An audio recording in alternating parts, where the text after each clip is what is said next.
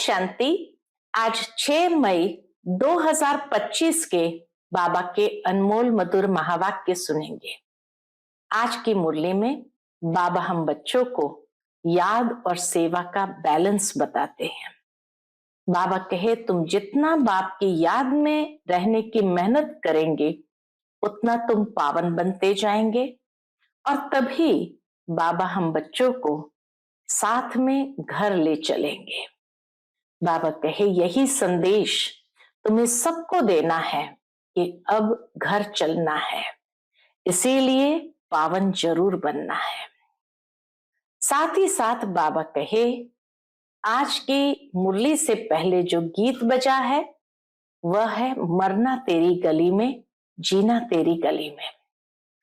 तो बाबा कहे यह है भक्ति मार्ग का गीत, लेकिन तुम बच्चे उसका यथार्थ अर्थ समझते हो। ज्ञान और भक्ति दोनों का कॉन्ट्रास्ट भी आज बाबा मुरली में समझाते हैं। भक्ति को पढ़ाई नहीं कहेंगे, ज्ञान पढ़ाई है, जहां हमें पढ़ाई पढ़ करके बाप का शो करना है। उसके लिए बाबा कहे संग दोष की बहुत बहुत संभाल करनी है। तो सुनते हैं आज के बाबा के अनमोल मधुर महावाक्य। ओम शांति। मीठे बच्चे, याद में रहने की मेहनत करो तो पावन बनते जाएंगे। अभी बाप तुम्हें पढ़ा रहे हैं, फिर साथ में ले जाएंगे। आज की मुरली से प्रश्न है, कौन सा पैगाम तुम्हें सभी को देना है? उत्तर है अब घर चलना है, इसलिए पावन बनो। पतित पावन बाप कहते हैं मुझे याद करो, तो पावन बन जाएंगे। ये पैगाम सभी को दो। बाप ने अपना परिचय तुम बच्चों को दिया है, अब तुम्हारा कर्तव्य है बाप का शो करना। कहा भी जाता है सन शोज फादर। आज की मुरली से पहले गीत बजा है मरना तेरी गली में, जीना तेरी गली में। ओम शांति। बच्चों ने गीत का अर्थ सुना कि बाबा हम आपकी रुद्र माला में पिरो ही जाएंगे। मरना तेरी गली में, जीना तेरी गली में, अर्थात हम बाबा की रुद्र माला में पिरो ही जाएंगे। यह है सूक्ष्म भावार्थ। ये गीत तो भक्ति मार्ग के बने हुए हैं। जो भी दुनिया में सामग्री है, जप तप पूजा पाठ, ये सब है भक्ति मार्ग। भक्ति रावण राज्य, ज्ञान राम राज्य। ज्ञान को कहा जाता है नॉलेज, पढ़ाई। भक्ति को पढ़ाई नहीं कहा जाता, उसमें कोई उद्देश्य नहीं कि हम क्या बनेंगे। भक्ति पढ़ाई नहीं है, वहां उद्देश्य नहीं है, अर्थात जीवन का एम ऑब्जेक्ट नहीं है, पुरुषार्थ का एम ऑब्जेक्ट नहीं है।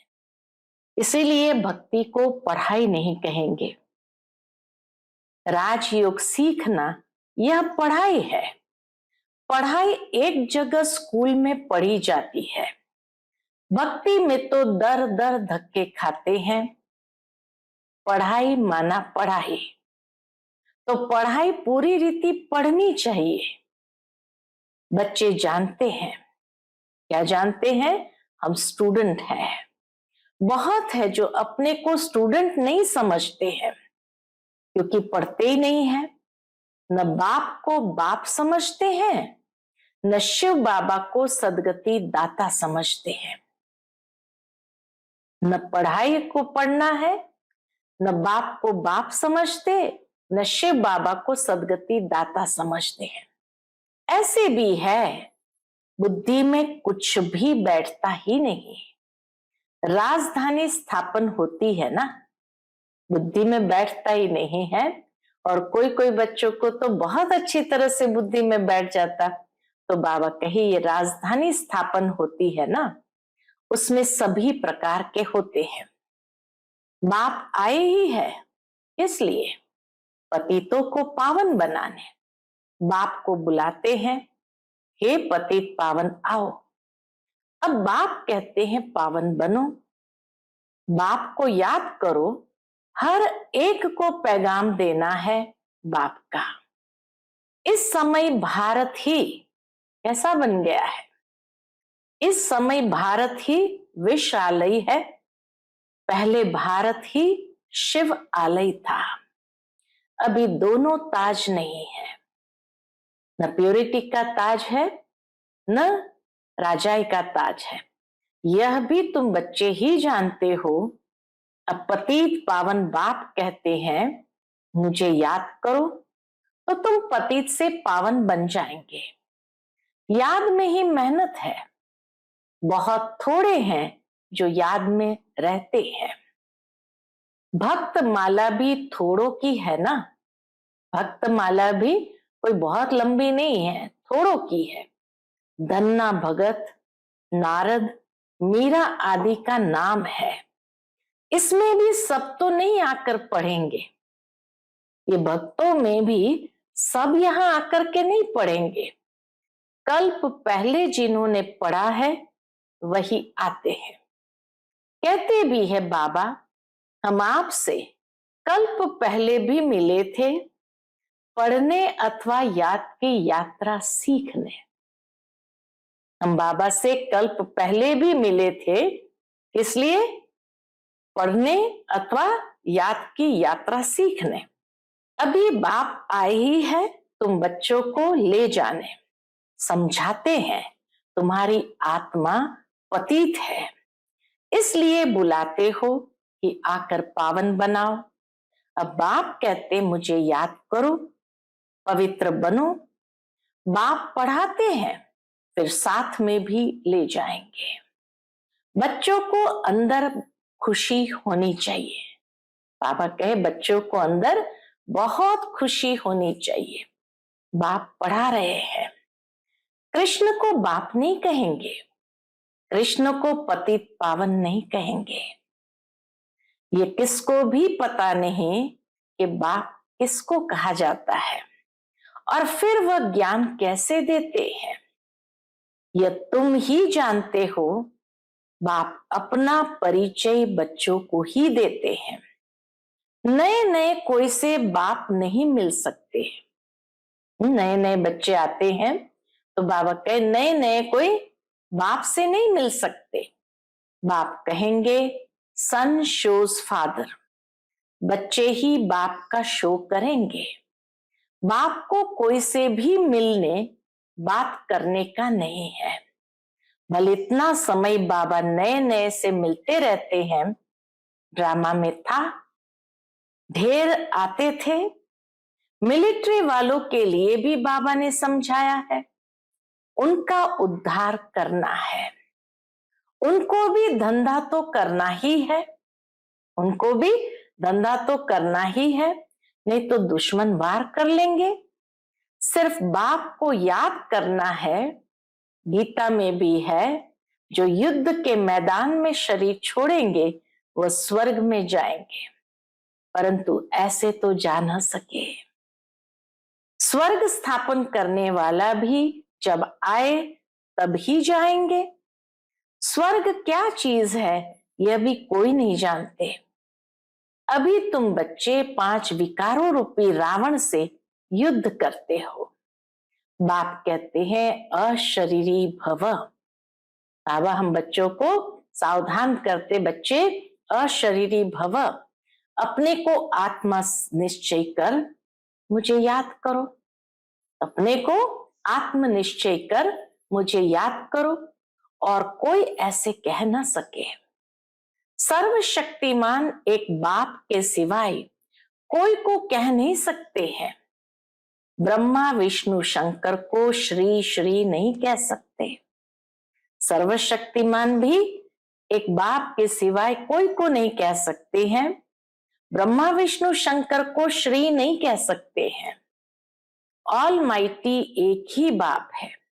वर्ल्ड ऑलमाइटी अथॉरिटी, ज्ञान का सागर एक बाप को ही कहा जाता है।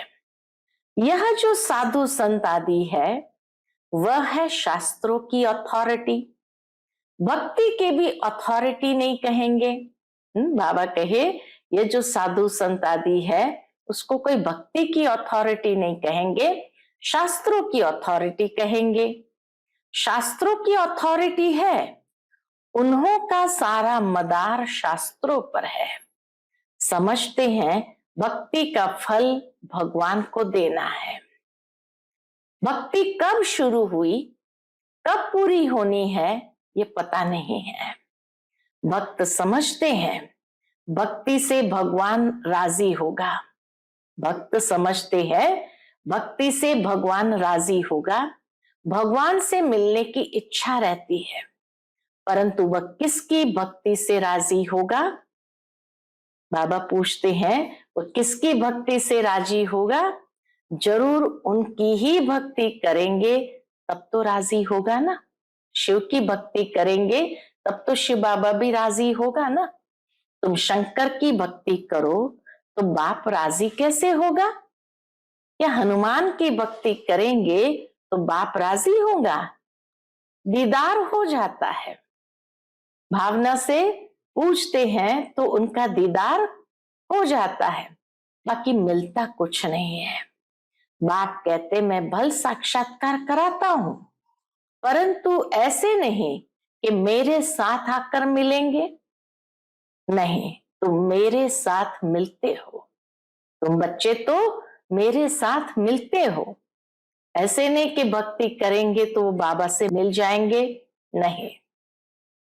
भगत भक्ति करते हैं भगवान से मिलने के लिए। कहते हैं पता नहीं कि भगवान किस रूप में आकर मिले, इसलिए उसे कहा जाता है ब्लाइंड फेथ। जहां कुछ पता ही न हो फिर भी भक्ति करते हैं तो उसको कहेंगे ब्लाइंड फेथ। अभी तुम बाप से मिले हो, जानते हो वह निराकार बाप जब शरीर धारण करे तब ही अपना परिचय दे कि मैं तुम्हारा बाप हूं।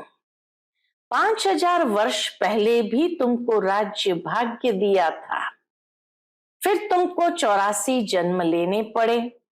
यह सृष्टि चक्र फिरता रहता है। द्वापर के बाद ही दूसरे धर्म आते हैं, अपना अपना धर्म आकर स्थापन करते हैं। धर्म पिताएं आकर अपना अपना धर्म स्थापन करते हैं। इसमें कोई बड़ाई की बात नहीं, बड़ाई किसकी भी नहीं है। ब्रह्मा की बड़ाई तब है जब बाप आकर प्रवेश करते हैं, नहीं तो यह धंधा करता था। इनको भी थोड़ी पता था मेरे में भगवान आएंगे। बाप ने प्रवेश कर समझाया है कि कैसे मैंने इनमें प्रवेश किया, कैसे इनको दिखाया। मेरा सो तुम्हारा, तुम्हारा सो मेरा। देख लो, तुम मेरे मददगार बनते हो, अपने तन मन धन से तो उनकी एवज में तुमको यह मिलेगा। बाबा कहे तुम बाबा के मददगार बनते हो, कैसे? अपने तन मन धन से, तो उनकी एवज में तुमको यह मिलेगा, अर्थात नई दुनिया की राजाई मिलेगी।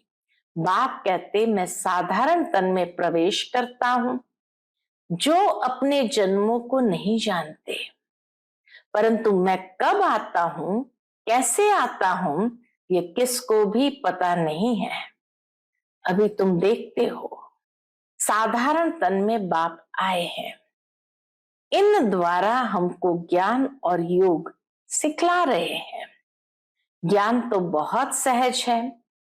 नरक का फाटक बंद हो, स्वर्ग का फाटक कैसे खुलता है, यह भी तुम जानते हो।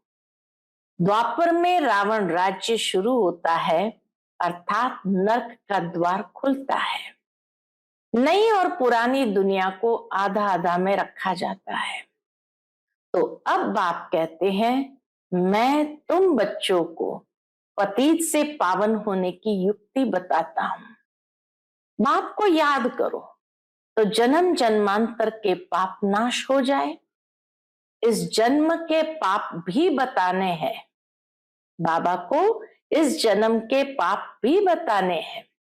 याद तो रहते हैं ना, क्या पाप किए हैं, क्या क्या दान पुण्य किया है, इसको अपने छोटेपन का पता है ना। ब्रह्मा बाबा को भी अपने छोटेपन का पता है ना। श्री कृष्ण का ही नाम है सांवरा और गोरा, श्याम सुंदर। उनका अर्थ कभी कोई की बुद्धि में नहीं आएगा। नाम श्याम सुंदर है तो चित्र में काला बना दिया है। रघुनाथ के मंदिर में देखेंगे वहां भी काला। हनुमान का मंदिर देखो तो सबको काला बना देते हैं। यह है ही पतित दुनिया। अभी तुम बच्चों को ओना है, अर्थात फिक्र है कि हम सांवरे से सुंदर बने। उसके लिए तुम बाप की याद में रहते हो। बाप कहते हैं ये अंतिम जन्म है, मुझे याद करो तो पाप भस्म होंगे। जानते हैं बाप आए हैं ले जाने, तो जरूर शरीर यहां छोड़ेंगे। शरीर सहित थोड़ी ले जाएंगे, पतित आत्माएं भी जा न सके। जरूर बाप पावन बनने की युक्ति बताएंगे, तो कहते हैं मुझे याद करो तो विकर्म विनाश हो। भक्ति मार्ग में है अंधश्रद्धा। शिव काशी कहते हैं, फिर कहते हैं शिव ने गंगा लाई। भागीरथ से गंगा निकली, अब पानी माथे से कैसे निकलेगा। भागीरथ ने गंगा लाई, अब पानी माथे से कैसे निकलेगा। भागीरथ कोई ऊपर पहाड़ पर बैठा है क्या, जिसकी जटाओं से गंगा आएगी। पानी जो बरसात है सागर से खींचते हैं, जो सारी दुनिया में पानी जाता है। नदियां तो सब तरफ है, पहाड़ों पर बर्फ जम जाती है, वह भी पानी आता रहता है।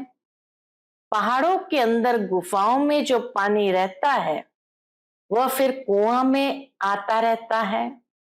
पहाड़ों का पानी फिर कुएं में आता रहता है, वह भी बरसात के आधार पर। बरसात न पड़े तो कुएं भी सूख जाते हैं। कहते भी है, क्या कहते हैं, बाबा हमको पावन बनाकर स्वर्ग में ले जाओ। आज ही स्वर्ग कृष्णपुरी की है, विष्णुपुरी का किसको भी पता नहीं है। श्री कृष्ण के मुरीद कहेंगे जहां देखो कृष्ण कृष्ण है। कृष्ण के मुरीद कहेंगे जहां देखो कृष्ण कृष्ण है। अरे जबकि परमात्मा सर्वव्यापी है तो क्यों नहीं कहते हैं जिधर देखो परमात्मा ही परमात्मा है। परमात्मा के मुरीद फिर ऐसे कहते ये सब उनके ही रूप है, वही ये सारी लीला कर रहा है। भगवान ने रूप धरे हैं, वो कहते हैं ये सब भगवान की लीला है, भगवान ने रूप धरे हैं लीला करने के लिए, तो जरूर अभी लीला करेंगे ना। परमात्मा की दुनिया स्वर्ग में देखो, वहां गंध की कोई बात नहीं होती। यहां तो गंध ही गंध है। और फिर यहां कह देते परमात्मा सर्वव्यापी है, परमात्मा ही सुख देते हैं।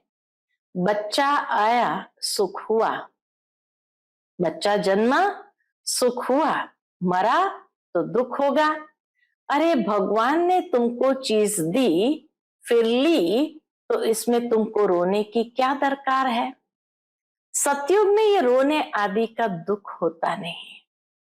मोहजीत राजा का दृष्टांत दिखाया है। यह सब है झूठे दृष्टांत, उनमें कोई सार नहीं है। सतयुग में ऋषि मुनि होते नहीं, और यहां भी ऐसी बात हो नहीं सकती। ऐसा कोई मोहजित राजा हो नहीं सकता। भगवान वाच यादव कौरव पांडव क्या करत भाई, तुम्हारा बाप से योग है, बाप कहते हैं मैं तुम बच्चों द्वारा भारत को स्वर्ग बनाता हूं। अब जो पवित्र बनते हैं वह पवित्र दुनिया के मालिक बनेंगे। कोई भी मिले उनको ये बोलो, क्या बोलो? भगवान कहते हैं माम एकम याद करो, मेरे से प्रीत लगाओ और कोई को याद न करो। यह है अव्यभिचारी याद। इसको कहेंगे अव्यभिचारी याद। यहां कोई जल आदि नहीं चढ़ाना है। भक्ति मार्ग में ये धंधा आदि करते याद करते थे ना। गुरु लोग भी कहते हैं मुझे याद करो, अपने पति को याद नहीं करो। तुम बच्चों को कितनी बातें समझाते हैं। मूल बात है कौन सी? मूल बात है कि सभी को पैगाम दो। बाप कहते हैं माम एकम याद करो। बाबा माना ही भगवान। भगवान तो निराकार है। श्री कृष्ण को सब भगवान नहीं कहेंगे, कृष्ण तो बच्चा है। शिव बाबा इसमें न होता तो तुम होते क्या? बाबा पूछते, शिव बाबा अगर ब्रह्मा बाबा में नहीं होता तो तुम होते क्या? शिव बाबा ने इन द्वारा तुमको एडॉप्ट किया, अपना बनाया है। ये माता भी है, पिता भी है।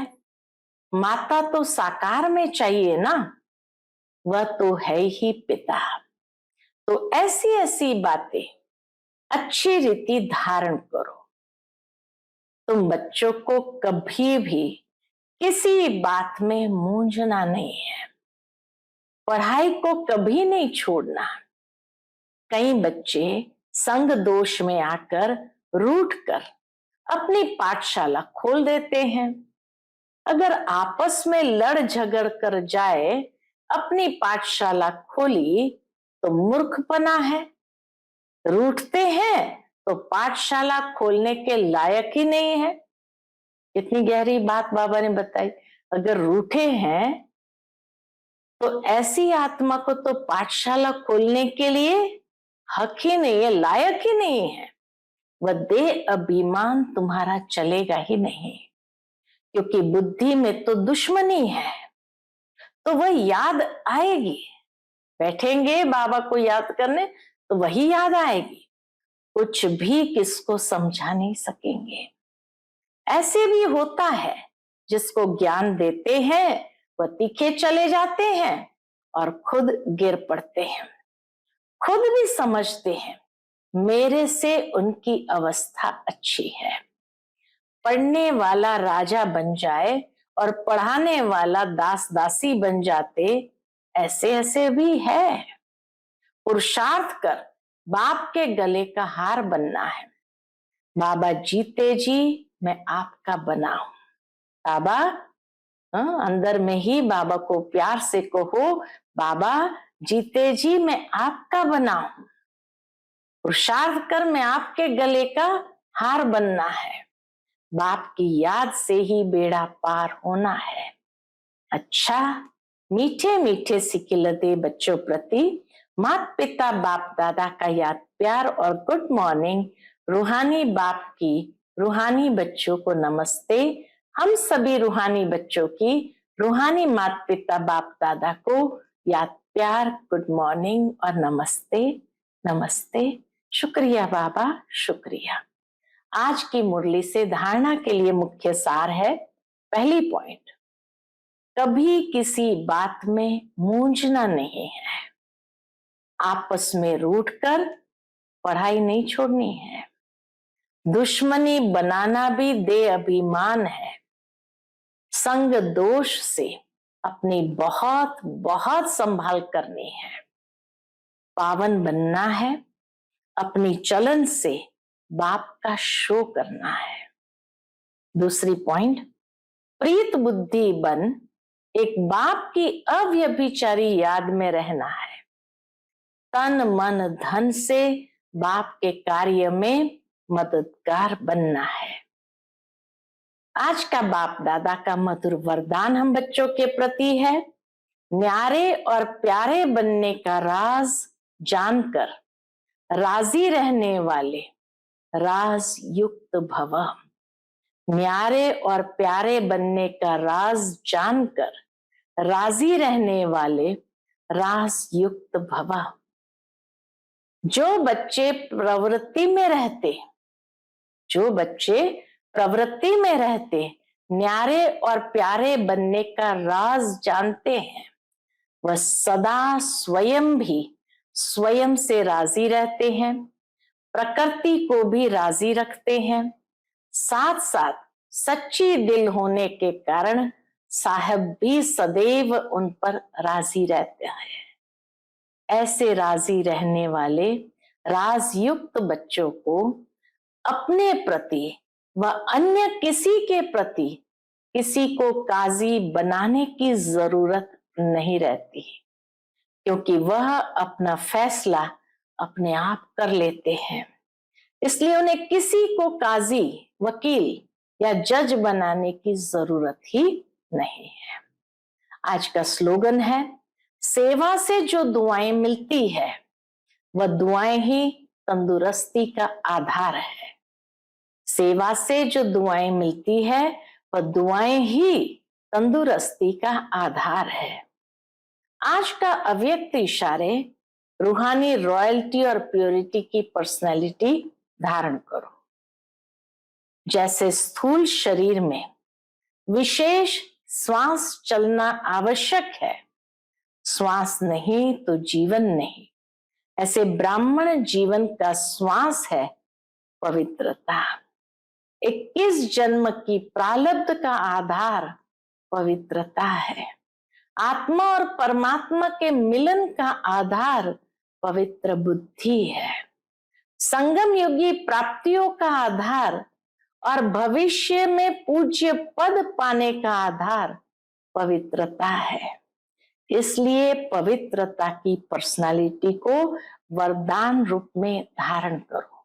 पवित्रता की पर्सनालिटी को वरदान रूप में धारण करो। अच्छा, ओम शांति।